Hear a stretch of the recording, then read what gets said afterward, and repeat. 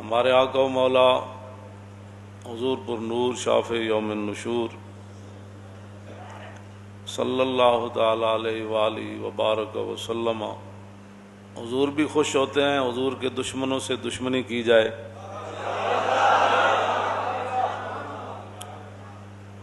اور اللہ رب العالمین بھی یہی چاہتا ہے کہ رسول اللہ کے دشمنوں کے ساتھ دشمنی ہی نہ کی جائے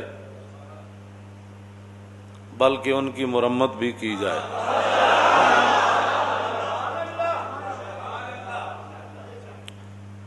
مولانا محمد ہاشم ٹھٹوی سندھ کے، ان کی کتاب ہے السیف الجلی علی صاب بن نبی، کہ کھلی تلوار اس دے سر ہوتے جڑا حضور دے خلاف گل کرے،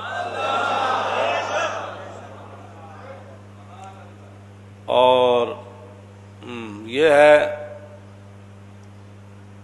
السیف المسلول۔ اس کا معنی جو ہے وہ السیف المسلول، ننگی تلوار، وہ کھلی تلوار، یہ ننگی تلوار۔ اور انہاں فرمایا السیف المسلول علی من سب الرسول، ننگی تلوار اس بندے دے سر ہوتے جڑا کائنات حضور دے خلاف گل کرے۔ یہ ہمارے وہ بزرگ ہیں جنہوں نے اتنی موٹی موٹی کتابیں لکھی حضور کی شان میں۔ رضا نے تو ختم سخن اس پہ کر دیا کہ خالق کا بندہ اور خلق کا آقا کہوں تجھے۔ اور میں نے جو آیہ کریمہ پڑھی ہے سورہ مجادلہ کی، اللہ رب العالمین نے فرمایا ان الذین یحادون اللہ ورسولہ، اتھوں دے بھی تے اتھوں دے بھی سارے جنہاں نوں اتھے تکلیف گل اساں کیتی فرانس دے خلاف، تے اتھے تکلیف کیوں ہوئی؟ انشاءاللہ یہ تکلیف تہاڈیاں نسلاں تک بھی رہے، تہاڈیاں نسلاں بھی بدبودار ہون۔ ہوتے کہاں خلیل و بنا کعبہ و منا، لولاک والے صاحبی سب تیرے گھر کی ہے، اور مولا علی نے واری تیری نیند پر نماز، اور وہ بھی اثر جو سب سے اعلیٰ خطر کی ہے، بلکہ صدیق غار میں جان ان پہ دے چکے، اور حفظ جان تو جان فروز غرر کی ہے۔ ہاں تو نے انہیں جان دی انہیں پھیر دی نماز، پر وہ تو کر چکے تھے جو کرنی بشر کی ہے۔ ثابت ہوا کہ جملہ فرائض فروع ہیں، اصل الاصول بندگی استاجور کی ہے۔ آگ جل رہی ہوئے جس دے بارے اللہ رب العالمین نے فرمایا قلنا یا نار کونی بردم و سلام علی ابراہیم، وہ آگ جل رہی ہوئے تے آگ دے شعلے بلند ہو رہے ہون، وہ تو پرندے بھی جل جان گزر دیاں، لیکن گرگٹ دور بہ کے نبی دے بغض تے آ کے پھوک مارے، او دی پھوک نال اگ نو کچھ بھی نہیں سی ہونا، لیکن انہیں جناب ابراہیم دے بارے اپنے بغض دا اظہار کیتا۔ اور مولانا جو ہے محمد ہاشم ٹھٹوی رحمۃ اللہ علیہ نے لکھا کہ من ابغض رسول اللہ بقلبہ فہو کافر، فرمایا جڑا کلمہ تو پڑھے لیکن دل وچ حضور دے بارے بغض رکھے، دل وچ گزر جائے حضور دے بارے، تو وہ بھی کھلا کافر ہے۔ زبانی کہنا تو بڑی دور کی بات ہے نا، دل وچ تو کہے نہیں جی بالکل نہیں جی ٹھیک ہے ساری باتیں، ہم بھی عاشق رسول ہیں، لیکن تو پھر یہ لیکن کا کیا مطلب ہے؟ جب عاشق رسول ہے پھر لیکن تو بات ہوتی نہیں ہے۔ رسول اللہ نے خود فرمایا کہ جدو میری عزت دی گل آنی، اے عمیر بن عدی جدو مار کے آئے اسماء بنت مروان یہودیہ عورت نو، اور 3 جرم کر دی سی، ایک تو یہ کہ رسول اللہ دے خلاف گلاں کر دی سی، دوسرا وتعیب الاسلام، اسلام دے عیب کٹ دی سی، تیسرا وتحرض علی النبی، کہ لوگاں نو بھی کہندی سی حضور دے خلاف گل کرو۔ اے 3 جرم کر دی سی عورت، ایسی یہودیہ، لیکن نابینا صحابی عمیر بن عدی جدو آپ نو پتہ چلیا تو آپ نے پھر نظر منی، انہوں نے کہا یا اللہ تیرے حبیب گئے ہوئے بدر وچ، تے جدوں رسول اللہ واپس آن گے نا تے میں اس عورت نو قتل کر دیاں گا۔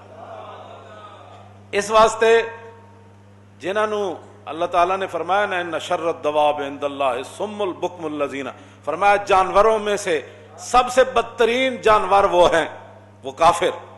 ہاں یہ تو کہتے ہیں نا انسانیت کی بات کرو، میں نے کہا تھا یہ تو قرآن کہتا ہے، یہ سورہ انفال انہوں نے نصاب سے نکالی اس لیے تھی کہ اللہ رب العالمین نے فرمایا ان شر الدواب عند اللہ الصم البکم الذین لا یعقلون، فرمایا میرے حبیب سارے جانور کائنات تھے انہاں تو بدترین جانور ہوئے کہ جڑا اللہ رسول دی گل سنے نہیں۔ ہاں ان شر الدواب الصم البکم، تے بہرے بھی ہیں تے نال گنگے بھی ہیں تے نال انہاں دے دماغ بھی گندن، انہاں دی سوچ ہی گندی ہو گئی۔ وَلَوْ عَلِمَ اللَّهُ فِيهِمْ خَيْرَ اللَّهُ أَسْمَعَهُمْ إِنَّكَ لَا تُسْمِعُ الْمَوْتَىٰ ہے نا، اللہ نے قرآن میں فرمایا میرے حبیب تسی مردے نو نہیں سنا سکتے۔ بعض لوگوں نے یہ ایت چک کے تے انبیاء اور رسولاں دے بارے تے اور اولیاء دے بارے چک کے لے گئے کہ جی بندہ مر جائے تے تسی مردے نو نہیں سنا سکتے۔ مردے تو مراد ہے کافرن، چلتے پھردے مردے جڑے۔ آگے اللہ نے کیا فرمایا، وہ اس ایت کو یہ پھر تب سمجھ آئے گی۔ اللہ نے فرمایا وَلَوْ عَلِمَ اللَّهُ فِيهِمْ خَيْرَ اللَّهُ أَسْمَعَهُمْ وَلَوْ أَسْمَعَهُمْ لَتَوَلَّوْا وَهُمْ مُعْرِضُونَ۔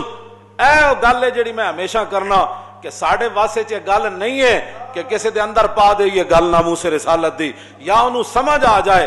فرمایا میرے حبیب جانوراں جو سب تو بڑے جانور ہے کافرن، فرمایا اگر اللہ ان میں کوئی بہتری دیکھتا نا اپنی شان کے مطابق تو پھر اللہ آپ کی بات ان کو سنوا دیتا۔ وَلَوْ عَلِمَ اللَّهُ فِيهِمْ خَيْرَ اللَّهُ أَسْمَعَهُمْ، اگر اللہ ان میں کوئی بہتری جانتا تو پھر اللہ آپ کی بات ان کو سنوا دیتا۔ جو ساڑھی گل کسی نو کیویں سمجھ آ سکتی جی، جڑا ہووے رسول اللہ نال دشمنی رکھن والا تے ہووے یہود و نصارا دا ایجنٹ،